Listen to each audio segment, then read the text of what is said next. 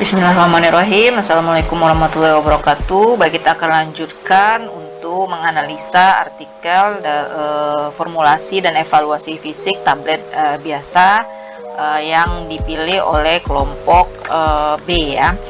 Oke, untuk artikel kali ini berasal dari jurnal ilmu-ilmu MIPA ya, yang ditulis oleh Ahmad Sastra Kelana, Aris Perdana Kusuma, dan Oktavia Indrati ya. Ini dari Universitas Islam Indonesia. Jadi sekali lagi Bu ingatkan, jika kita akan mengambil sumber dari referensi lain, itu harap mencantumkan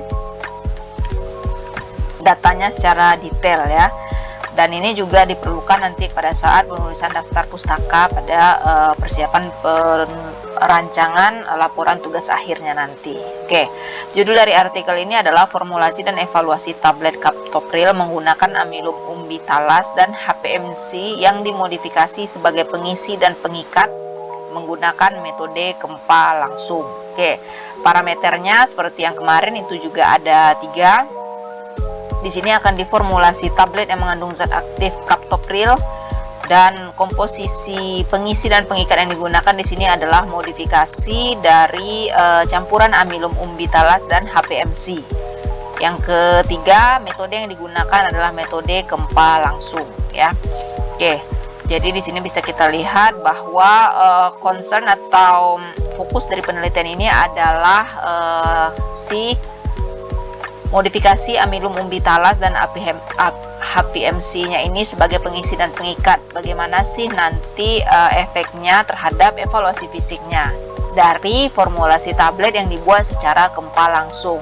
Kalau kita lihat di sini Kempa langsung artinya adalah granul ataupun serbuk komposisi dari seluruh bahan itu memiliki daya alir yang baik, sehingga dia bisa dipilih sebagai metode pembuatan tablet ya. Jadi salah satu alasannya adalah zat aktif memiliki sifat alir yang baik, sehingga dapat dipilih metode dengan cara Kempa langsung, metode pembuatan dengan cara Kempa langsung. Oke, fokusnya di sini adalah bukan zat aktifnya si captopril, tetapi adalah umbitalas dan HPMC yang dimodifikasi, pembuatannya dimodifikasi. Untuk abstrak, amilum dari umbitalas ini sudah banyak digunakan dan dikembangkan sebagai bahan tambahan obat. Penelitian ini bertujuan untuk membuat dan mengevaluasi sediaan tablet captopril menggunakan amilum umbitalas dan HPMC yang dimodifikasi sebagai pengisi dan pengikat pada metode Kempa langsung. Diperoleh dengan amilum talas diperoleh dengan cara ekstraksi dan dikombinasi dengan HPMC dengan metode pragelatinasi parsial dan koproses.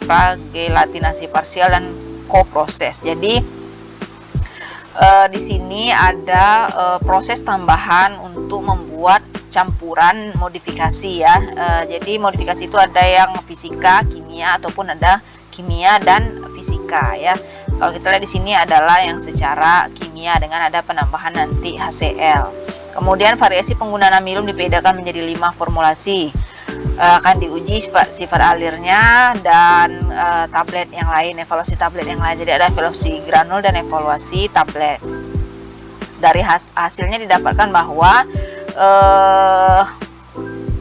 penggunaan MCC selulosa pada pH 102 50-50 terhadap amilum talas pragelatinasinya memiliki hasil evaluasi sifat fisik yang baik ya. Jadi ini formula 3 yang memiliki hasil sifat fisik keseluruhan yang baik ya.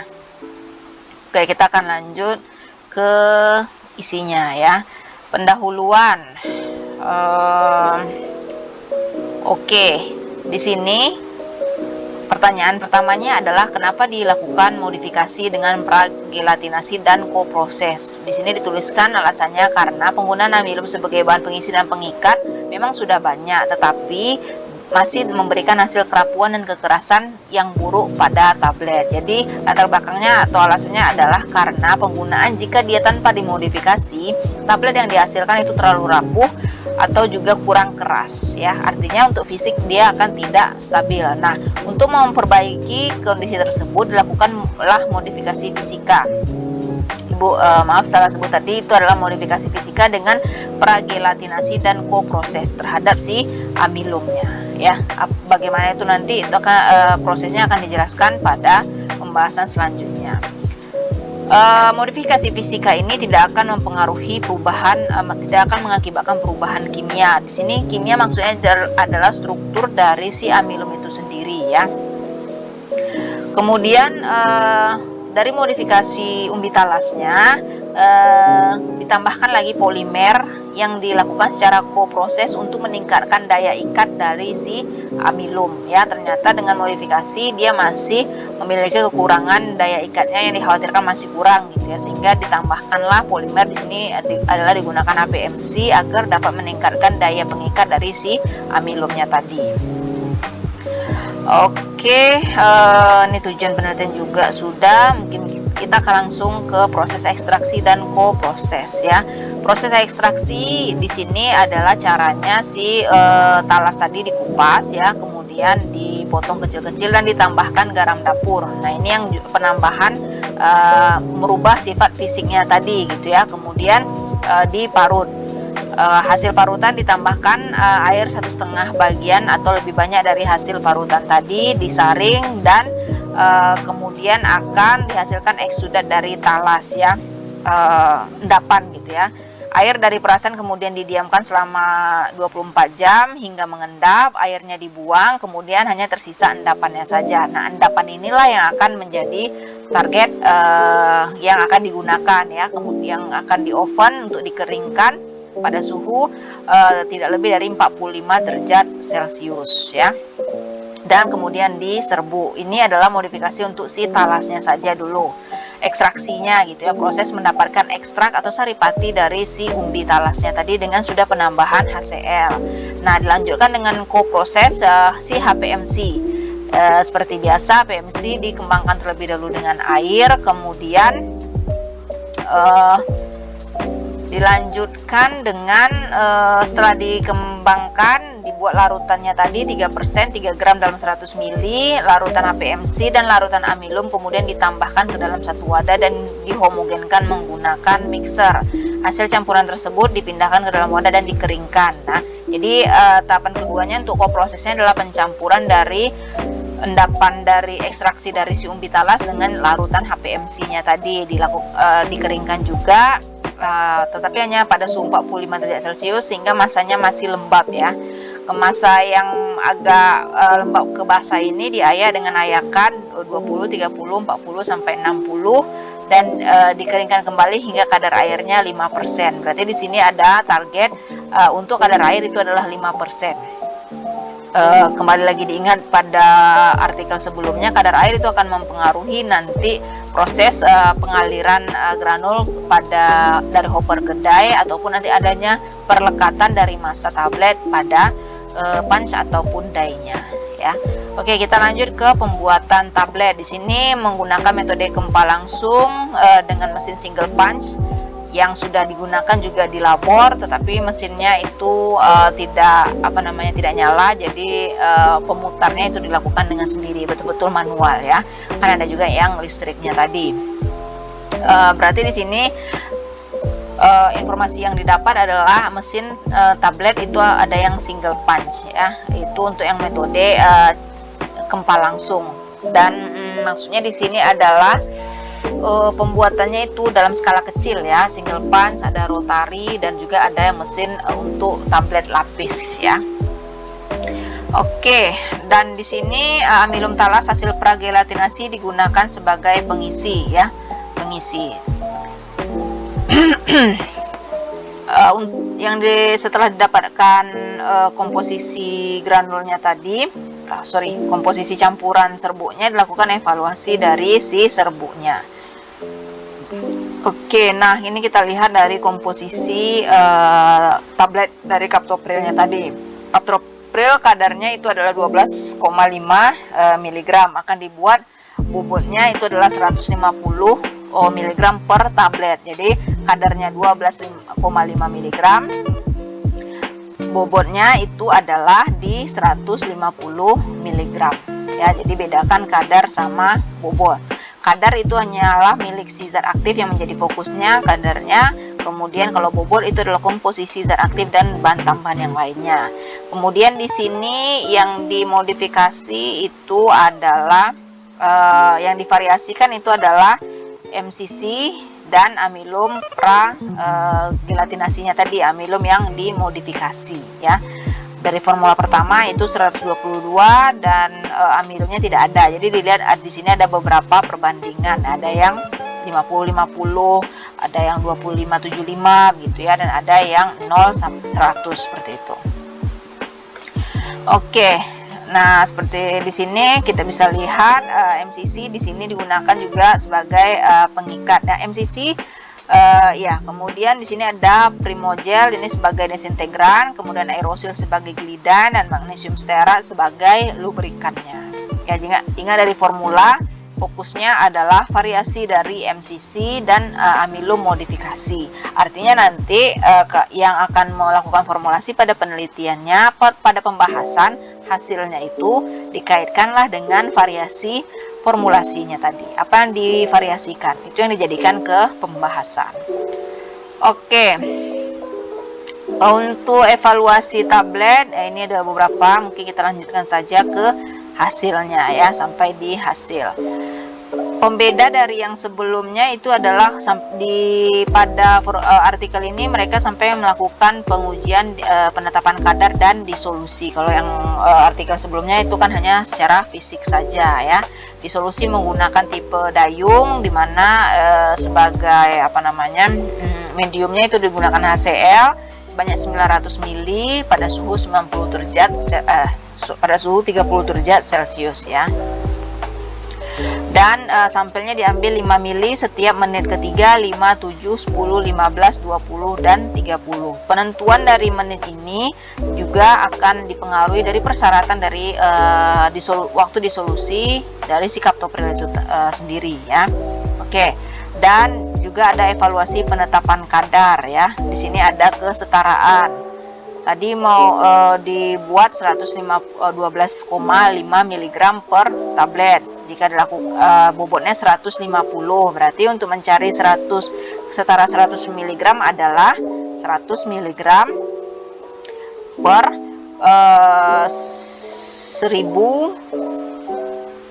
1250 dikali 1500 ya. 1250 adalah bukan 1250 tapi 2500 ya. 2500 itu adalah kadar untuk 20 tablet. 112,5 dikali 20, kemudian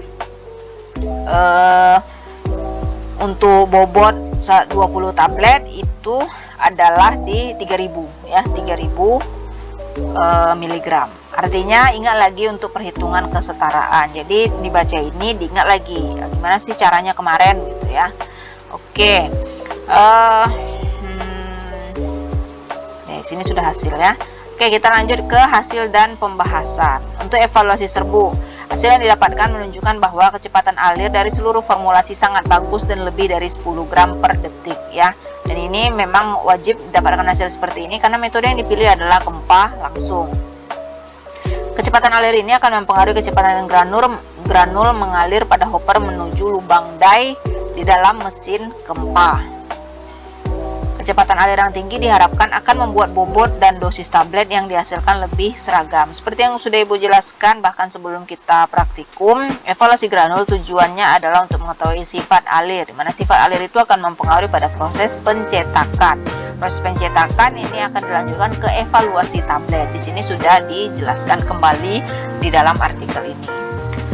Selain kecepatan alir, sudut diam juga dapat digunakan dengan pengujian corong alir. Hasil yang didapatkan dikatakan baik karena sudut diam seluruh formula kurang dari 30 derajat Celcius. Tetapi di antara sifat alir dan sudut diam yang sangat berkorelasi itu adalah yang di sifat alirnya tadi.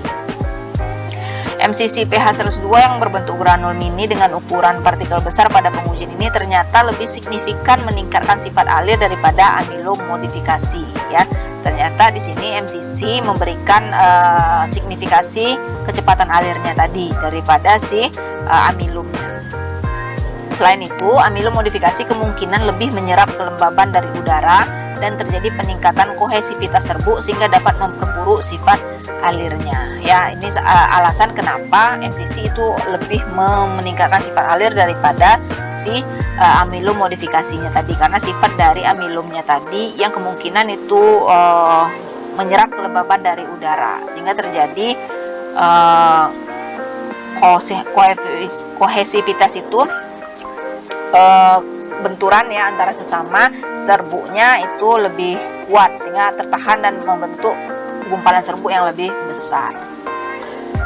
Oke, nah ini hasil untuk evaluasi serbuk dan evaluasi sifat fisiknya akan dijelaskan selanjutnya ya. Jadi bisa dilihat di sini dari hasil formula 5 itu banyak kekurangannya ya, dimana waktu hancur dia lebih dari 15 menit, padahal ini tablet biasa ya.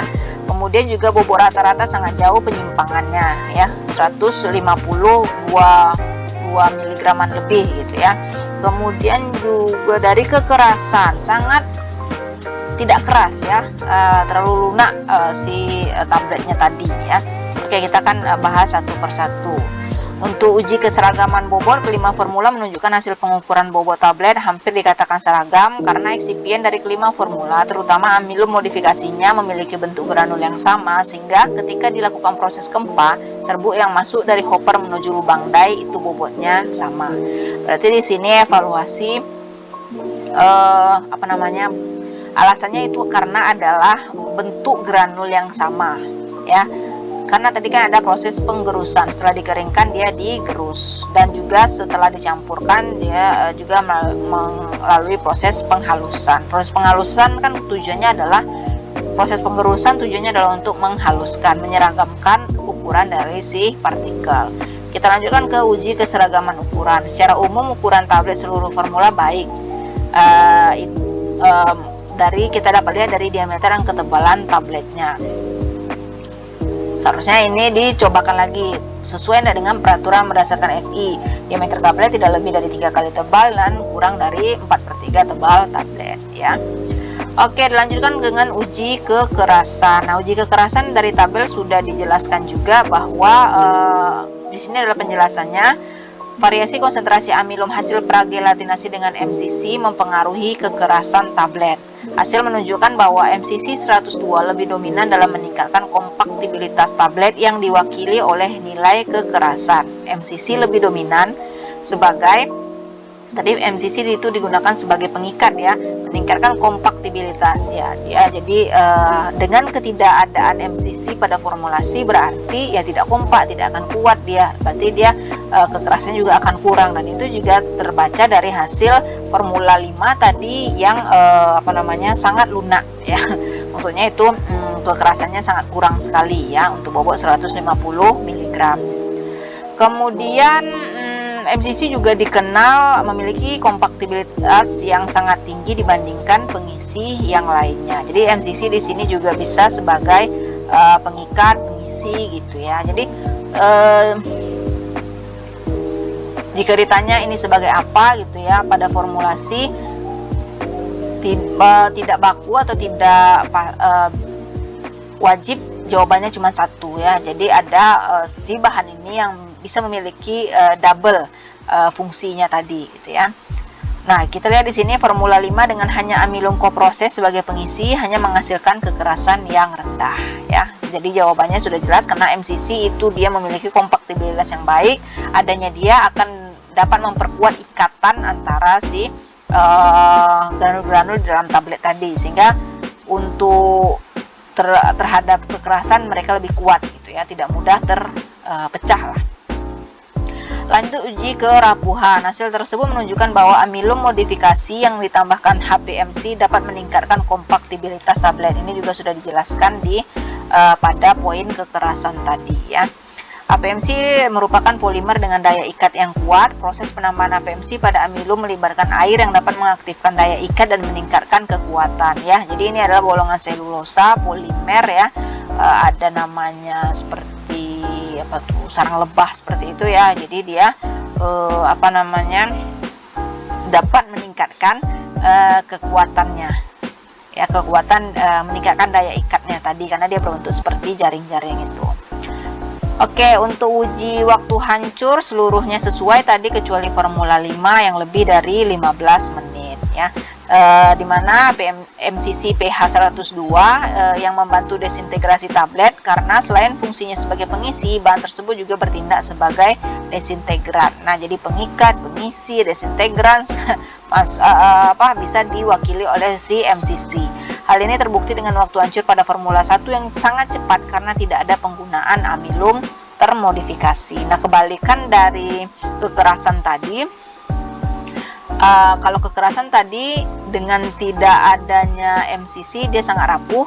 Kalau di waktu hancur dengan adanya MCC dia akan cepat hancur gitu ya. Dengan tidak adanya amilum dia akan lebih cepat hancur ya. Oke, mekanisme MCC pH 102 yang juga berperan sebagai penghancur dengan cara mengembang dan menyerap air. Nah, ini adalah proses hancurnya tablet ya. Mudah-mudahan sudah dibaca juga di diktannya dan sudah dijelaskan pada teorinya bagaimana sih si tablet itu bisa dia hancur ya. Air yang meresap kemudian membengkakkan dari badan si tablet sehingga dia pecah lah dia ya. Proses adsorpsi terlebih dahulu ya. Oke, evaluasi penetapan kadar. Tablet kaptopril dipersyaratkan mengandung tidak kurang dari 90% dan tidak lebih dari 110%. Nah, mudah-mudahan Ibu sudah jelaskan di setiap kelompok bagaimana sih melihat untuk persyaratan kadar dan disolusi dari FI ya. Kemudian untuk disolusi kadar obat terlalu dalam waktu 20 menit tidak kurang dari 80%. Jadi ranknya 90 sampai 110 untuk kadar dan harus larut dalam sebanyak 80% kurang dari 20 menit. Kan Ibu bilang tadi pada uji disolusi ada rank waktu yang digunakan itu sampai 30 tadi ya. Karena juga harus dilebihkan, tidak boleh pas di 20 menitnya. Tapi pembuktiannya adalah wajib dia hasilnya kurang dari 20 menit sudah 80%. Oke, ini adalah untuk grafik hasil disolusi tabletnya. Dari hasil grafik disolusi kita bisa lihat untuk Formula 1 itu yang paling tinggi ya untuk dia terdisolusi. Formula 5 tidak memenuhi persyaratan karena di bawah 80%. Hasil ini dimungkinkan karena Formula 5 yang bahan pengisinya hanya amilum termodifikasi memiliki lapisan hidrogel yang menyebabkan susahnya medium disolusi menembus tablet sehingga menghambat proses pelarutan bahan aktifnya ya. Jadi alasan kenapa Formula 5 yang hanya terdiri dari amilum termodifikasi itu memiliki hasil disolusi yang kurang dari 80% pada waktu 20 menit karena dia memiliki lapisan hidrogel yang menyebabkan susahnya medium disolusi menembus dari si tablet tadi ya. Oke, kesimpulannya Formula 3 yang mengandung amilum modifikasi dengan perbandingan MCC dan PATI 50-50 memiliki sifat fisik tablet ya. Kemudian amilum termodifikasi dapat digunakan sebagai alternatif. Tadi tujuan dari jadi gini, kesimpulan ini merupakan jawaban dari tujuan dan rumusan masalah dari penelitian. Tujuannya tadi ada apa? Memodifikasi dan mengevaluasi tablet kaptopril yang dibuat dengan metode gempa langsung dengan variasi kombinasi APMC dan umbitalas yang dilakukan dengan pragelatinasi. Ya, jadi jawabannya dari formulasi itu mana yang terbaik, yang variasi itu tujuannya untuk apa? Untuk melihat mana yang paling baik ya. Kalau tidak divariasikan ya pasti jawabannya bisa atau dapat gitu ya, hanya satu saja. Tapi kalau ada variasi berarti jawabannya yang mana yang paling baiknya ya. Kemudian yang kedua itu kesimpulannya adalah dia dapat digunakan sebagai alternatif pengisi tablet gempa langsung walaupun masih harus dikombinasikan dengan pengisi lainnya ya. Siapa tadi? MCC sebagai pengisi atau kombinasi pengisi dan pengikatnya. Oke, kita akan lanjutkan ke pertanyaan yang sudah diberikan oleh kelompok penanya kepada kelompok ini. tentang pembahasan mereka dari artikel ini ya, tablet gempa langsung kaptopril menggunakan variasi kombinasi umbi talas dan HPMC sebagai pengisi dan pengikatnya ya. Oke.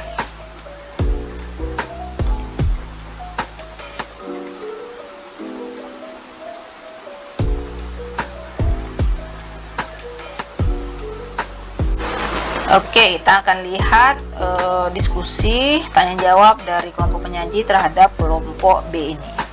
Yang pertama, pertanyaan dari Sadia, pada ekstraksi dan koproses, bukan kopres ya, mengapa HPMC harus dikembangkan terlebih dahulu dengan air, dan apa yang terjadi apabila tidak dikembangkan terlebih dahulu dengan air? Oke, ini dijawab oleh Nur Adila. HPMC merupakan polimer sintetik yang larut dalam air, biasanya digunakan sebagai bahan pengikat tablet. Polimer yang ditambahkan secara koproses digunakan untuk meningkatkan daya ikat sehingga menghasilkan kompaktibilitas tablet yang baik. HPMC dibuat mengembang juga supaya HPMC mengadsorpsi ya, pakai D, pelarut dan meningkatkan cairan tersebut dengan membentuk massa cair yang kompak. Meningkatnya jumlah HPMC yang digunakan, maka akan semakin banyak cairan yang tertahan dan diikat oleh HPMC. Jika HPMC tidak dikembangkan, maka daya ikat akan rendah atau bahkan tidak ada ya. Pertanyaan ini seharusnya oke lah, mungkin ingin lebih menjelaskan lagi pada formulasi tablet, terutama khususnya penggunaan dia itu sebagai pengisi dan pengikatnya ya. Walaupun di farmasetika dasar sudah dijelaskan pada pembuatan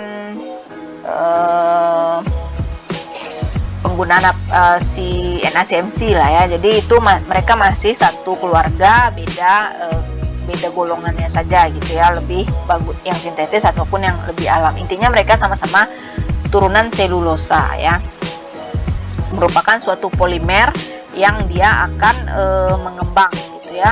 Dengan adanya si air, proses pengembangan ini akan meningkatkan daya pengikatnya tadi ya, seperti juga sudah dijelaskan di artikelnya. Oke. Nah, ini pertanyaan dari Sri Harti Dewi yang akan dijawab oleh Mulyani. Apa itu proses pragelatinasi? Mengapa perlu dilakukan pragelatinasi dan koproses terhadap amilum? Proses pragelatinasi merupakan teknik modifikasi pati secara fisika yang paling sederhana yang dilakukan dengan cara memasak pati di dalam air sehingga tergelatinasi, kemudian mengeringkan pasta pati yang dihasilkan dengan menggunakan spray dryer atau drum dryer yang berfungsi untuk mengeringkan suspensi pati yang terbentuk. Oke, jawaban ini mungkin secara umum yang digunakan atau dicari Mulyani, tetapi di artikel itu sudah jelas ya cara pembuatannya. Dia ditambahkan HCl, kemudian diparut, kemudian disaring, kemudian didiamkan sampai terbentuk eksudat atau ekstraknya. Nah, si ekstrak inilah nanti yang akan endapan atau ekstrak ini akan dikeringkan ya. Oke, mengapa perlu dilakukan proses pragelatinasi dan koproses terhadap amilum? Tujuannya adalah memiliki sebagai bahan pengisi dan pengikat. Oke, tujuannya tadi kan adalah jika si apati atau amilum saja yang digunakan itu memang sudah bisa, tetapi akan berpengaruh terhadap kekerasannya ataupun kerapuhannya. Hasilnya tidak akan sesuai dengan evaluasi yang seharusnya, sehingga pragelatinasi dan koproses ini merupakan solusi atau cara bagaimana ketidakmampuannya itu tadi bisa diperbaiki. Jadi bisa tetap dia digunakan sebagai bahan tambahan, khususnya itu sebagai pengisi ataupun dia pengikat. Oke, pertanyaan ketiga dari Zahra Della, apa maksud koproses dan apakah setiap amilum melakukan koproses? Dijawab oleh Nike Fadilah. Koproses ini sama ya pertanyaan dengan yang tadi, ditambahkan saja, tidak wajib seluruhnya dilakukan modifikasi, tetapi untuk bisa mendapatkan hasil yang baik ya wajib ya, karena tujuannya adalah untuk memperbaiki kekurangan kan. Kalau untuk agar dapat tetap digunakan dan menghasilkan hasil yang baik, ya lakukanlah modifikasinya tadi. Oke, pertanyaan dari Rima Fauzana, Apa sajakah keuntungan menggunakan amilum termodifikasi jika digunakan dalam industri pembuatan tablet? Oke, yang dijawab oleh Nelsa Ermis Nita.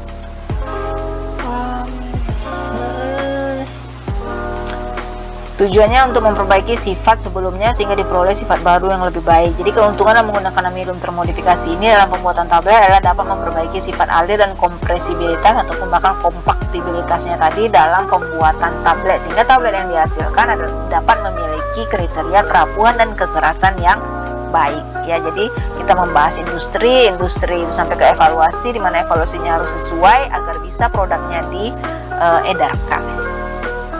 Pertanyaan selanjutnya dari Yasinta, apa saja yang dapat menyebabkan kadar zat aktif dalam tiap tablet berbeda, dan apa yang evaluasi itu tindakan yang dilakukan apabila penyimpangan dalam kadar itu terlalu besar. Oke, apa yang menyebabkan perbedaan kadar zat aktif? Nanang mencoba menjawabnya. Tidak boleh berbeda jauh, di mana kadar zat aktif tablet sudah ditentukan literatur dalam monografi Farmakope Indonesia, di mana ketentuannya sudah ada. Apabila kadar zat aktif tidak sesuai dengan literatur, kemungkinan kesalahan dalam formulasi sediaan atau pembuatan granul sehingga menghasilkan kadar zat aktif tidak sesuai, maka tindakan diulang memformulasi. Oke, jadi ini yang masih secara umum ya. Baik untuk penyebab yang bisa menyebabkan adanya variasi konsentrasi, yang jelas itu adalah metode pembuatan, tekniknya gitu ya, proses penimbangan, dari mulai proses penimbangan sampai proses pengerjaannya tadi. Kurang itu pasti ya, tetapi ada range batas yang masih diperbolehkan untuk kurang lebihnya itu berapa ya, bisa dilihat untuk ada seperti penetapan kadar tadi 90 sampai dia 110%. Kalau misalnya tadi kadarnya ada 12,5, berarti ditargetkan itu kalau kurang pun 90% dari 12,5. Kalau dia lebih pun adalah dia sekitar di 110% dari 12,5 ya. Jadi dari proses penimbangan sampai proses pengerjaannya tadi. Oke, pertanyaan selanjutnya dari Wahdatul. Bagaimana cara kita mengetahui bahwa tablet yang kita cetak itu baik, dan adakah kriteria khusus untuk menyatakan tablet itu baik, serta berapa persen syarat kerapuhan tablet? Oke, Nur Natasha akan mencoba menjawabnya. Cara kita mengetahui tablet itu dicetak dengan baik ya dari evaluasinya. Evaluasi punya kriteria ya dari farmakopenya ya. Oke, kita lihat coba jawabannya. Oke, ini fokusnya ke kerapuhan ya. Kerapuhan itu maksimalnya di 1%, tapi targetnya adalah di bawah 0,8, di bawah 1%. Pertanyaan selanjutnya dari Rizka Aulianisa, apa saja yang lebih amilum jenis apa saja yang lebih berpotensi digunakan untuk pencampuran dengan MCC sehingga menjadi amilum termodifikasi? Dijawab oleh Paradila, amilum talas lebih berpotensi dibandingkan amilum jagung dikarenakan amilum talas lebih baik bentuk partikelnya. Nah, oke. Ini nanti akan dipelajari di farmakonosi, bentukan dari si partikelnya akan dilihat secara mikroskopis gitu ya. Ini secara fisiknya nanti screeningnya ya, pemeriksaannya, ukuran partikel, nanti kemudian ada sifat fisik yang lain gitu ya, ketahanannya, kelarutannya, mudah, sifat alirnya tadi ya. Pertanyaannya baik nih, bagus sekali. Selain itu apa sih yang lain? Artinya kita akan korek dari preformulasi si umbi-umbiannya tadi. Jadi sifat-sifat sebanyak beberapa umbi-umbi yang ada, mana sih yang lebih bagus gitu kan, dia sendiri, kemudian jika dia dikombinasi. Oke, pertanyaan selanjutnya dari Vanessa Axelia, apakah ada cara khusus untuk menentukan zat aktif dan zat tambahan yang akan kita gunakan, ataukah penetapan zat-zat tersebut sudah menjadi ketetapan? Dijawab oleh Baldan. Untuk ketentuan khusus di buku teknologi sediaan solid di situ tidak ada dijelaskan ketentuan khusus untuk zat tambahan, namun pada buku tersebut penggunaan excipient harus sesuai dengan fungsi dan tujuan. Menurut Anif, zat tambahan yang dapat digunakan, oke, ini teoritis ya. Jawabannya adalah cara khusus untuk menentukan zat aktif adalah preformulasi ya. Jawabannya cuma satu, lakukan preformulasi, mengetahui sifat fisikokimia dari si zat tambahan tadi yang akan digunakan. kompatibel enggak dia, inner enggak dia dengan si zat aktifnya, dapat bercampur enggak, merusak atau tidak, seperti itu ya. Dan ranknya yang baru ditetapkan sesuai penggunaannya masing-masing. Jadi yang ditetapkan itu adalah rank, tapi jenis atau kelompok atau golongannya itu dilakukan preformulasi terlebih dahulu. Pertanyaan selanjutnya dari Riza Aspariza, adakah faktor penting atau hal-hal yang harus diperhatikan dalam memilih dan pencampuran bahan kimia, dan kategori apa saja dalam pemilihan dan pencampuran bahan kimia tersebut? Oke, dijawab oleh Rafifa Permata. Faktor-faktor yang mempengaruhi pencampuran bahan yaitu mempengaruhi proses pencampuran, waktu pencampuran, energi yang diperlukan untuk pencampurannya tadi ya. Artinya ini yang metode Bragg-Lioutenant dan koproses tadi ya, jenis dari pelarutnya kah, terus kondisi pengeringannya kah, kemudian berapa banyak bagian yang dicampurkannya kah ya, seperti itu. Ini juga harus dilakukan dulu studi preformulasi fisikokimia dari si bahan tambahnya khusus sendiri terlebih dahulu, kemudian baru yang dicampurkan ya. Oke, ini pertanyaan terakhir dari Tiwi Fradila. Pada proses Bragg-Lioutenant dan koproses amilo menggunakan polimer, apakah hanya polimer itu saja yang boleh digunakan? Apakah bisa menggunakan? Ya, bisa ya. Ini mungkin kelompok penyaji bingung atau bagaimana, karena jawabannya ya bisa saja, tapi tergantung nanti jadi atau tidak hasil gabungan ini memiliki sifat yang ditargetkan atau tidak ya. Oke, baiklah, sudah selesai 20 pertanyaan, 10 pertanyaan untuk di kelas di kelompok ini sudah diberikan. Mudah-mudahan bisa lebih dipahami tentang bagaimana sih atau apa fungsi si artikel yang akan kita gunakan dalam penelitian tadi, dan bagaimana cara kita mengambil data-datanya, alasannya gitu ya. Oke, Ibu sangat apresiasi untuk kedua kelompok ini. Cuman ya seperti yang di video sebelumnya, cara pengucapan dan itu ya, cara pengucapan baik zat aktif ataupun proses itu perlu diperbaiki ya. Oke, terima kasih. Wassalamualaikum warahmatullahi wabarakatuh.